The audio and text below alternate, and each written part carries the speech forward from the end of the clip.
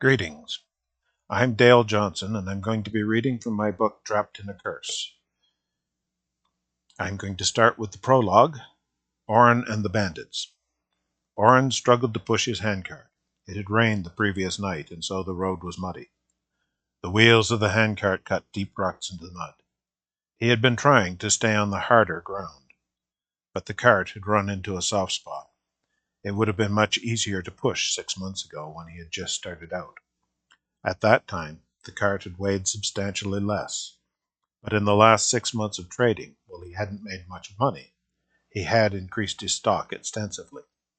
For the most part, he was a tinkerer, trading better quality pots and pans and other household goods for poorer quality goods, which he could repair. Of course, since the goods were of poorer quality, he could trade one of his pots for several different things. Now, in addition to having pots, pans, and knives, he also had clothing, some jewelry, weapons, and even a little food for sale, although he often wound up eating the food.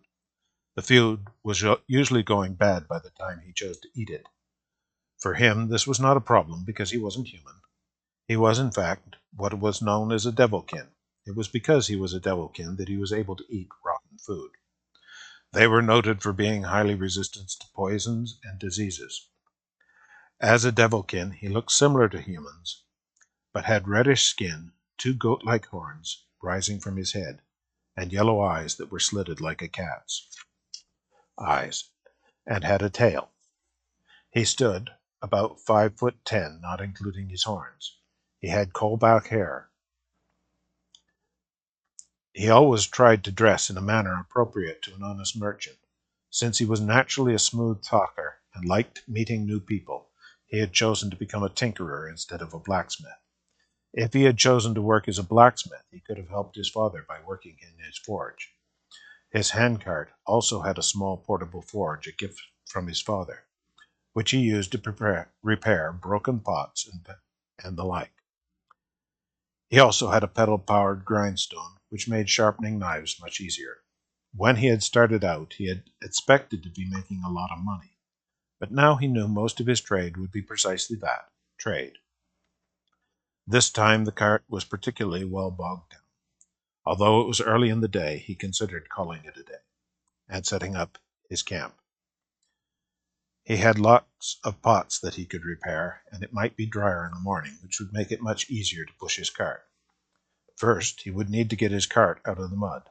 So he gripped the handles firmly, lowered his head, and shoved with all his might. The cart didn't move. As he raised his head, he found a point of a sword placed at his throat. The man holding the sword was a rather scruffy man. He was dressed in rags, and he stank. To Oren, the sword looked very long and sharp, although it was only a short sword. "Your money, merchant," the man snarled, "and I mean all of it. Don't be trying to hide any of it." Oren tried to step back as he fumbled with his belt pouch. Having freed the belt pouch from his belt, he tossed it to the man. "Don't hurt me. That's all my money." The man dumped the pouch into his hand. "You've got to be kidding me," he snarled as he counted the coins. "You've definitely got more money than this." "No, that's all I've got," Oren gasped. "Really," the bandit said sarcastically. "I was watching you in bearskin. You were doing a lot of business. You have to have more money than this." Oren was thoroughly terrified as he stuttered desperately. "But it was all in trade. I didn't get any money." "Shut up," the bandit snarled. "Either you produce the money now, or we will find it for ourselves." Oren could barely wheeze. "That's all the money I've got." He felt sure the bandit wanted to kill him.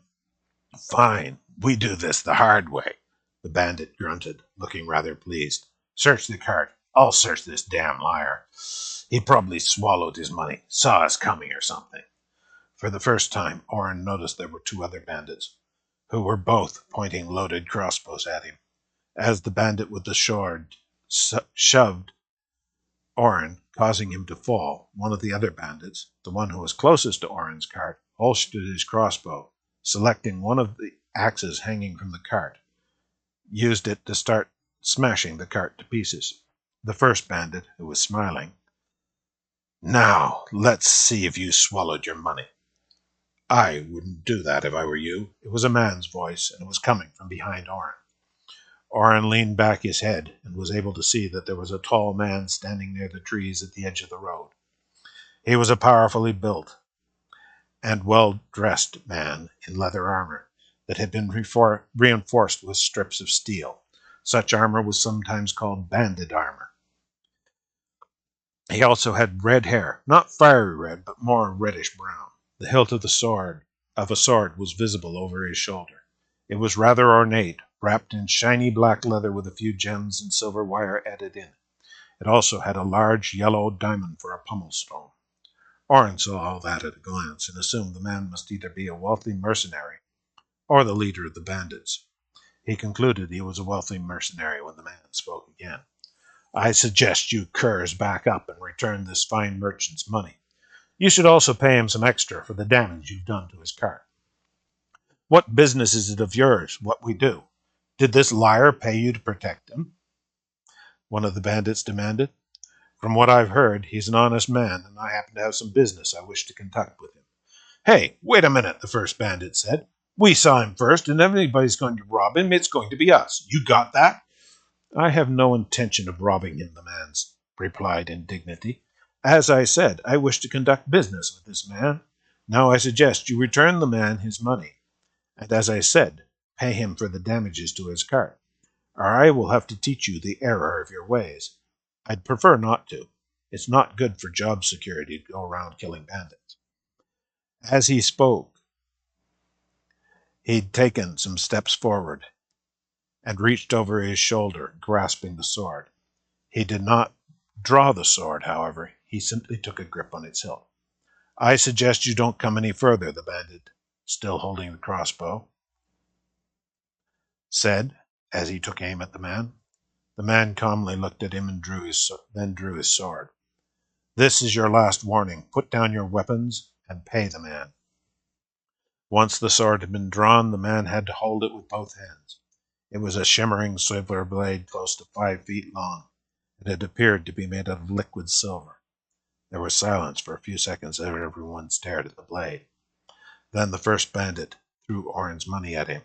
Here. Let's get out of here. The man took a step forward. I said pay him for the damages to his cart as well. There was a moment where the 4 men just stared at each other. Then the bandit snarled, Fine.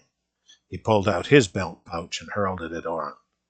The 3 bandits then disappeared into the woods. The one that had been smashing the cart was still carrying the axe he had taken as he left. Thank you, Oren said as he rose from the ground. He brushed the dirt off his clothes and then asked nervously, May I ask who you are and what business you may have with me? My name's Jake, the man said, holding out his hand. The Devilkin took Jake's hand. Oren. Pleased to meet you, Oren. Jake grinned as he spoke. As for my business, I hear you're a tinker. I got a fry pan which needs some repairs. Buying and selling was what Oren was comfortable with. But there was one thing he had to know first. What did you mean when you said it wasn't good for job security to go around killing bandits? Jake laughed, and instead of replying, he recited a poem. Fear of the bandit, the merchant does feel. He hires the guardsman, while fine wares he deals. Fear of the guardsman, the bandit does feel. He watches the merchant, in dark shadows concealed. Fear for the merchant the guardsman does feel, as the bandit attacking lets death's fingers draw chill. What's that supposed to mean? Oren asked, looking at Jake curiously. It's really quite simple. As long as there are bandits, merchants like yourself will be hiring mercenaries like myself. If I went around indiscriminately killing bandits, there would be no bandits, therefore no need to hire guards. It also reminds me it's not a good idea to get into a fight with a bandit, since that would also endanger the merchant I'm trying to protect. The poem is simply a concise way of saying it. I see, Oren said, getting down to business. So let's see this frying pan. Jake handed him a small tin frying pan. It had a hole melted in the bottom of it. Oren studied it dubiously. I suppose it would be possible to fix this, but I would recommend that you replace it. I have some similar fry pans. but you might find one of my cast iron frying pans superior. They have greater heat resistance and are less likely to melt. They're also a bit heavier. Let me get you one to show you." He went over to his cart. There wasn't much damage from the bandit who had been trying to smash it, but he did notice the bandit had stolen one of his axes. He selected a small cast iron frying pan, similar to the size of the pan that Jake had given him. He handed it to Jake so that he could take a look at it. "So what do you think of this?" "It's nice," Jake said, studying the frying pan. "It's noticeably heavier than my old fry pan, but I think it would do. So how much do you want for it?" Oren smiled. "Normally I would ask you for a couple of gold, and after some bartering we would probably settle for 7 or 8 silver, but I'm going to give you a deal. I'll take your old fry pan and give you that one if you'll serve my guard until I get to the next town, or maybe a little further if we happen to be going the same way. So, do we have a deal?" "Indeed we do," Jake said with a laugh. "Indeed we do. Now how about we get this cart of yours moving?" Stowing the fry pan in his backpack, he moved to the front of the cart and pulled while Oren pushed. Soon they had the cart moving.